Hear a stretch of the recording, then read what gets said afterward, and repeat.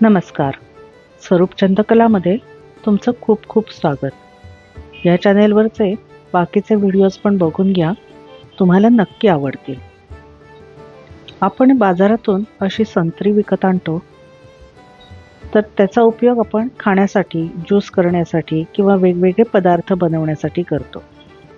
तर अशी जेव्हा आपण संत्री घेऊन येतो त्यावेळेला आपण दाबून बघितल्यानंतर असं लक्षात येतं की याच्यामध्ये गर थोडासा आतमध्ये आहे. तर अशी पोकळ सालाची संत्री खायला गोडसर असतात. म्हणजे आंबट गोड असतातच, पण याच्यामध्ये गोडपणा छान असतो. आणि आपल्याला नुसती खायची असतील किंवा रस करून घ्यायचा असेल तर ही संत्री अतिशय चांगली. तर अशी आपण संत्री जेव्हा कुठल्याही प्रकारचे आपण वापरतो तर अशी सोलतो. जनरल सोलायची ही पद्धत आहे, म्हणून ही पद्धत दाखवली.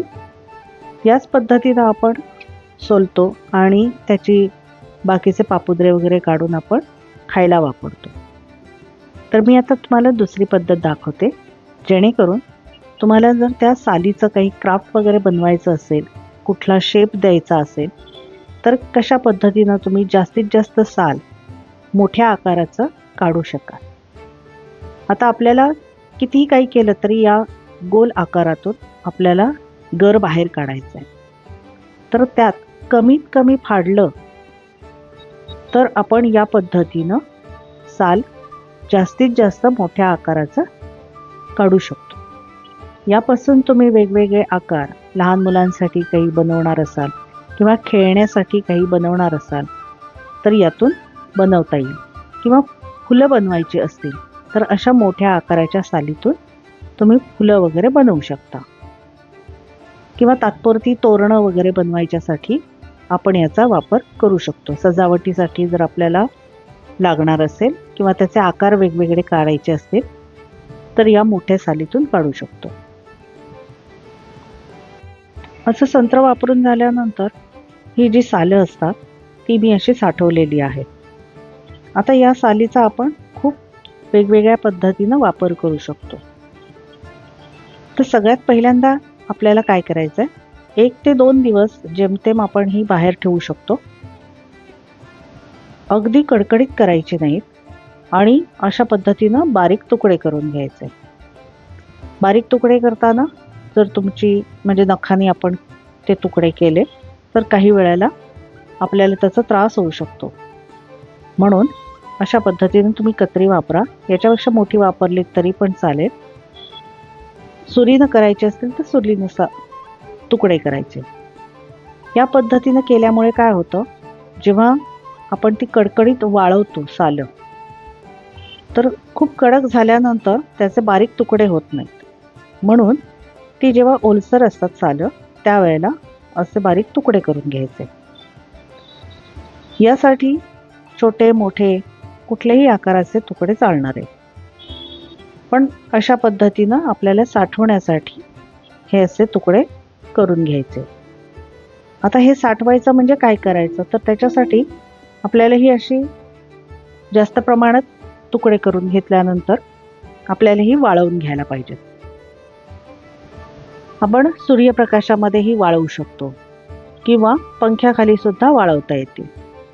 पसरवून ठेवायला पाहिजे आणि नंतर कडकडीत होईपर्यंत आपल्याला ही वाळवावी लागतील. यासाठी ताटासारखे आपण काहीतरी असं वापरायचं जेणेकरून उन्हामध्ये ताट किंवा धातूचा कुठलाही प्रकार पटकन तापतो आणि मग दोन्ही बाजूने म्हणजे तापलेलं ताट किंवा तापलेलं तसराळं आणि वरून लागणारं ऊन याच्यामुळे जरा लवकर वाळतात. अगदीच तुम्हाला टेरेसवर वाळवणं शक्य नसेल तर तुम्ही खिडकीतल्या उन्हामध्ये सुद्धा वाळवू शकता. थोडंसं ऊन असेल तरी सुद्धा एखादा दिवस जास्त लागेल, पण ही छानपैकी वाळवून तयार होतील. वाळवायच्यासाठी हे जेव्हा आपण पसरवून ठेवतो त्यावेळेला खूप जाडसर थर नाही करायचा, म्हणजे ती लवकर वाळतील. तर अशी उन्हात ठेवायची आणि वाळून तयार झाल्यानंतर ती ही अशी कडक होतात. अशी कडक झालेली साले जी आहेत ती आपण ओळखायची कशी, तर त्याचे तुकडे छान अगदी कुडूम कुडूम झालेले असतात, त्याच्यामुळे तुम्हाला हवी तेवढी कडकडीत तुम्ही तापवू शकता. असे तुकडे छान पडतात आणि अशी कडक वाळवलेली सालं असतील तर ही जास्त दिवस टिकतात. आपण त्याचा वापर जास्त दिवस करू शकतो, म्हणून जास्तीत जास्त कडकडीत करून घ्यायची. तुम्हाला मी याच्या साठवण करण्याच्या 2 पद्धती दाखवते. ही आता जी सालं आहेत, ही आपण सालं आहेत तशीच साठवून ठेवू शकतो. एअरटाईट डब्यामध्ये साठवून ठेवायचे. असे कंटेनर सुद्धा एअरटाईट असतात. याला 4ही बाजूने व्यवस्थित लॉक करायचं. या पद्धतीनं नुसतीच सालं जर आपण साठवून ठेवली तर हवी तेव्हा आपण ज्या पद्धतीनं वापरणार आहोत त्याच प्रकारे, म्हणजे समजा आता काही आपल्याला असं ओलसर बनवायचं आहे तर ती भिजत घालू शकतो. आणि जर आपल्याला काही पावडर फॉर्ममध्ये करायचं असेल तर आपण याची पावडर करून वापरू शकतो. म्हणून ही अशा पद्धतीनं सालं साठवून ठेवणं जास्त फायदेशीर असतं. पण तरीसुद्धा आपण याचं पावडर बनवण्यासाठी मिक्सरच्या भांड्यामध्ये, चटणी जारमध्ये जर आपण घातली तर याच्यामध्ये पावडर खूप छान पद्धतीनं तयार करता येते. आता या सगळ्याचा उपयोग काय आहे, तर खूप आपण घरामध्ये याचा वापर करू शकतो. अगदी तुम्ही कमर्शियल काही घरगुती साबण वगैरे बनवत असाल तर त्याच्यामध्ये सुद्धा याचा वापर करता येईल.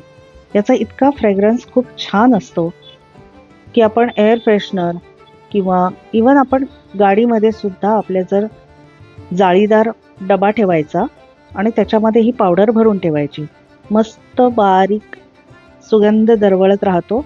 तुम्हाला वेगळा एअर फ्रेशनर विकत आणायची गरजच नाही. कपाटात सुद्धा याच्या पुरचोंड्या तुम्ही छोट्या छोट्या करून ठेवल्यात तरीसुद्धा मंद वास दरवळत राहतो कपाटामध्ये. त्याच्यामुळे कीटकनाशक म्हणून सुद्धा तुम्ही याचा वापर करू शकता. वर्षभर तुम्हाला कधीही एन्झाईम सारख्या काही गोष्टी बनवायच्या असतील, म्हणजे त्या फिनेलसारखा आपण त्याचा वापर करू शकतो.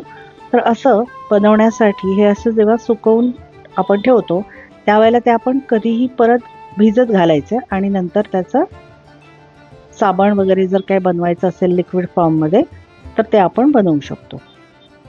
याच्यापासून कधीही तुम्ही फेस पॅक म्हणून वापरू शकता, शॅम्पू बनवून वापरू शकता. जरी आपल्याला काही बनवायला कठीण वाटत असेल तरीसुद्धा या पावडरची छान छोट्या छोट्या पुड्या करायच्या, म्हणजे कपड्यामध्ये थोडी थोडी पावडर घालून त्याच्या पुड्या तयार करायच्या आणि घरामध्ये किंवा तुमच्या प्रिमायसेसमध्ये या सगळीकडे अशा जरी नुसत्या ठेवल्या ना तरीसुद्धा याचा सुगंध खूप छान दरवळतो. त्यामुळे काहीही न करता सुद्धा आपण याचा वापर करू शकतो. एअर फ्रेशनरसारखा उपयोग करू शकतो.